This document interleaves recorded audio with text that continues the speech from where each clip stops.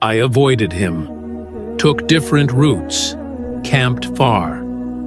I didn't want to meet Hussein ibn Ali. I told myself, this isn't my fight. But destiny doesn't knock. It calls.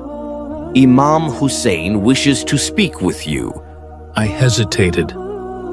Then I went, and I never looked back. I had lived long enough in comfort, but what's a life without honor? That night, I told my wife, "Go. I am going with the son of Fatima to write a line that history will never forget." He gave me a choice, and I chose eternity. I came as a man of this world. I stayed as a soldier of Hussein.